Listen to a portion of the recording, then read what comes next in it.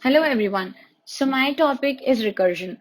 Recursions, I have built a flow chart to explain what are recursions and like just an introduction about recursions, then the examples, then when should we use recursions, some real life examples or problems where recursion is like immersed help us in solving any problem, and why recursions are so important in programming languages and why people prefer them instead of using some functions. And some of the programming languages prefer using recursions instead of using functions. So, let's start from the introduction and we'll move through the path till the summary, and it will cover all the necessary basics and the advanced topics about recursion. So what is recursion? Recursion is a process of repeating itself in a self-familiar way. What does that mean? For example, whenever we execute any program, the program execution starts from a main file or a main function. And if that main function is calling a function inside the main function, and that function is calling itself again because the problem of the main function is solved by that function, and that function is intake solving the other problem, right? So that is the entire thing what recursion is. In programming language, if a programmer allow you to call a function inside the same function, then it is called recursive call of a function. Okay, so this is just in a simpler way what recursions are. Let's see the introduction. So recursion is a method of solving a problem where the solution depends on the solution to smaller instance of same problem. So basically, recursion is solving a smaller problem. Uh, like recursion can be said as when we have a bigger problem which can be divided into chunks of smaller problems, and after solving those chunks of smaller problem, we can get our bigger solution. So, we are just calling a function again and again with different of data so that we can get a result. A recursion function is a function that calls itself during its execution. The process may repeat itself, outputting the result and the end of each iteration. Then what are the uses of recursion? For example, these are two basic, these are not the basic, but the advanced uses of recursion. This is a recursive tree where a tree has three strands, and this is first step of this tree recursive tree. And when we move to the second tree, we have those three strands further have three more strands. Okay, and then we move to the third section where those strands are further more extended to the same type of strands. Like every strand is having three strands. And after we get to the eighth step, then that strand will have multiple strands. So this is what's happening. Like there is a tree, it has three strands. As we move on, there is like that has three strands. So those three strands will have more three strands. Then we have a recursive square. It's like similar to recursive tree only that we have a square, then those square have further squares and everything. So this is what's happening. This can also be seen in nature as well.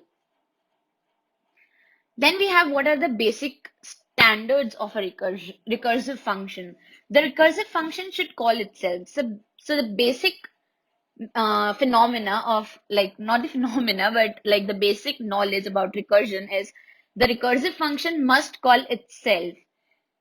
Uh, we'll see the example in the next section basically. The recursive function should have an ending point where it doesn't make further recursive call. Okay, so like this is a basic standard that recursive function should have an ending point or a base point where it stops calling itself again and again, and we reach the conclusion of that section. So this was the introduction about recursion. Then we have the example. So let's understand the essential understandings first of all. Okay, let's take it up later. Okay, so like for example, we have a factorial function. The function factorial, that is if n is double equals to 1. For example, if I have to calculate a factorial of 4, then what is a factorial? Factorial is 4 into 3 into 2 into 1, right?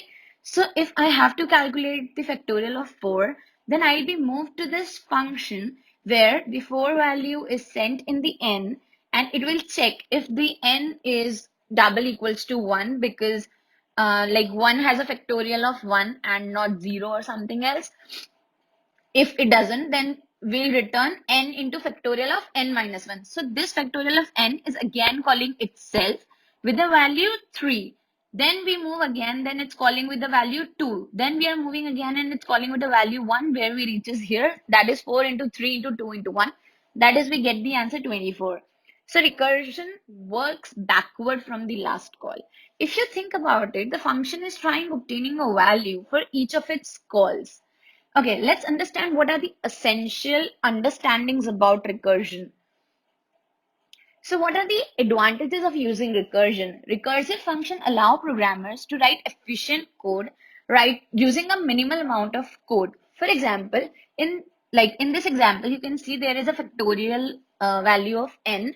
Like if this is only 4, right? If I have to calculate 100, like factorial of 100, if I have to do that using normal function, what I have to do is, like, I need to create, like, maybe I need to create 100 more functions to calculate those factorial. Like I'll have to calculate the factorial of 99, then 98, and so on. But our code is just done in this thing. Like whenever we'll have a factorial of 100 or 1000 or 10,000 or maybe bigger number, then this will just go into this function and it will just automatically do whatever we want. So recursions are basically a very important thing, and like a very important concept in programming languages, and many like experienced programmers prefer using recursion instead of using iterative functions basically. So, like, what are the disadvantages of recursion? The downside is that it can, like, if we don't pay much attention about the base case, then we can go into an infinite loop and recursion may never end, and that can give us unexpected results. Then what are the cases? If proper cases are not included in a recursive function, to stop the execution, it will repeat forever, causing the program to crash or become unresponsible. Okay, now what does recursions work? Like, how does recursions work? So basically, I have a init function, like I have a main function where the program actually executes from. Then here I am calling a recurse function because I want to execute something or the other from that function, and I am sending the data to the recurse function, and this recurse function is calling in again this recursive function. So this will like move on unless and until we don't get the solution of what we want in this function. So this bigger problem is having solutions in this sub problem. Okay, so let's move on to when should we use recursion. So this is a very important point to be taken in point. Like many programmers are confused about it, that when the recursions should be used.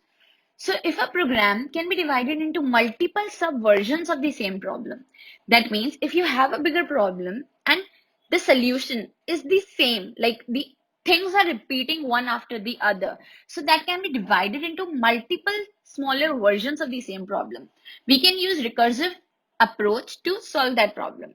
The best way to utilize the recursion is by visualizing it. So let's see an example. Like we have to calculate the factorial of a number. So we have to calculate a factorial of a number 3. So this factorial of a number 3 can be divided into a smaller problem. Like factorial of 3 is what? 3 into 2 into 1. That is factorial of 3 into factorial of 2. Sorry, I'm really sorry. Factorial of 3 is equals to factorial of 2 into factorial of 1, right? So what do we have? Like we declare a fact variable as 1, then fact is equals to fact into 3, then fact into 2, and then fact into 1. So we'll get the answer as 6. So that is the factorial of number 6. Then let's move to some real life examples. Like let's talk about Tower of Hanoi.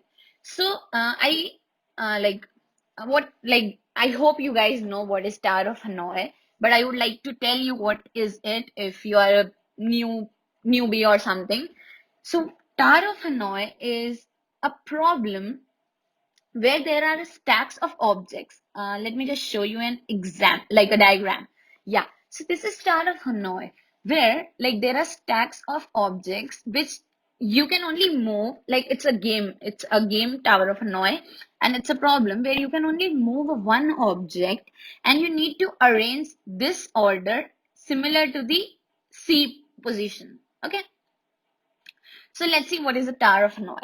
Tower of Hanoi consists of three pegs or tower with n discs placed over one on the other. The objective of puzzle is to move the stack to another peg following these simple rules. So these two are the rules for the game of Tower of Hanoi. Only one disc can be moved at a time. No disc can be placed on the top of smaller disc. That means only one disk you can move at a time, and no smaller disk you can place on the no larger disk can be placed on the smaller disk. So let's discuss about Tower of Hanoi steps and how do we solve it using recursion. Okay, so like this is a problem of two pegs which like named as 1 and 2, and we have three sticks. So what we have to do, like we have to just arrange this order similar to this place. So what we'll do, just we'll remove one over here, then we'll remove two over there, and then we'll remove one over there. That's easy, right? Like we move disk 1 from peg A to peg C, then we move disk 2 from A to C, and then we move 1 to C. You get me? This solution takes three steps. What if we have three disks? Like, what if we have three disks? What if we have n disks? There must be a solution, right? So if we have three disks, recursively solve the problem of moving 1 and 2 to peg C, then we have to do this thing. Like we can move 1 and 2 to the peg 3, move move the third peg from A to C, and then recursively solve the problem moving 1 and 2 back to B. Let's see to the step 2, like how do we solve it. There's a video I have made, like a jiffy image. So what's happening, these are the four pegs and we can solve them in this way, but can you see like how complicated this thing is happening right now? So how do we solve it? Using obviously recursion. What if we have four disks? Recursively solving the problem of moving disk 1 and 2, like what we'll do, we just move disk 1 and 2 to peg A, like from peg A to peg C, then we'll move 4 from A to C, and then we'll recursively solve the problem of moving disk 1 and 2 back to C to B. So this is what's happening. We are just moving our disk, like all these disks from here to the B1, and like let me just show you. Can you see this? This is happening. Now let's see the solution of it. So this is a program written for how to solve the problem of Tower of Hanoi using recursion. So we have a tower, we have like different disk and different pegs, as we know that. If that is only one, we can move the disk from one position to the other. Okay, and then what's happening if we don't have that? Then we are just calling the tar function, and tar function is what they are just moving the disk from A to C, then C to A, and everything.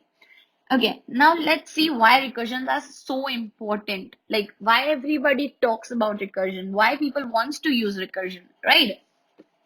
Okay, so it is a very powerful problem solving strategy. It is a way of thinking about problems. So it's a very powerful strategy, and it uses less memory in a program and everything. So there are multiple things we need to consider while using recursion, and they're like way more better than using iterative functions, which can lead to simple and elegant solution. As you can see, like the Tower of Hanoi function, can you see the code? Like that's so small, like this thing. Can you imagine solving a Tower of Hanoi of maybe 10 disks in such a small way? Seems like difficult, right? But that's easy from recursion. It's an alternative of iteration. For some problems, a recursive algorithm can be much easier to develop, code, companiate, and also to debug. Recursion uses the program stack implicitly. Programmers don't need to be aware of the operations carried out because that doesn't consume much memory than the iterative functions. Therefore, it can be used as an alternative to iterative algorithms that need to manage a stack data structure explicitly. It is used extensively in functional programming, which is recently gaining more popularity. Then we have an illustration. Okay, so let me show you this video. Like, this is what's happening. Like, it's just again and again going inside. So this is also recursion. Okay, I put this video just for a funny purpose. Yeah. Okay, so now I'm sorry. Okay, so now we have the summary about recursion. Although recursion is a powerful algorithm technique in which function call itself either directly or indirectly on a smaller problem of same type in order to simplify the problem to a solvable state. Every recursive function must have at least two cases. The recursive case and the base case, which we talked about in the beginning. The base case is the smaller problem that we need to know and how to solve, and this is the case that causes the recursion to end. Basically, we want the recursion to end, like there must be a condition which must stop that recursion going infinitely longer than what we wanted, right? So the recursion case is more general cases of a problem we are trying to solve. As an example, with the factorial function of a factorial n, the recursive cases is factorial of n is n into n minus 1 factorial, and the base case is n is equals to 1. Like we are stopping when n is equals to 1. Okay, but what happens if n is equals to 0? The value of what we calculated will be 0, and that will just continue going on to the negative ones if we won't stop it anywhere. So that's it. Thank you for listening to my video, to listening and understanding what recursions are. Thank you.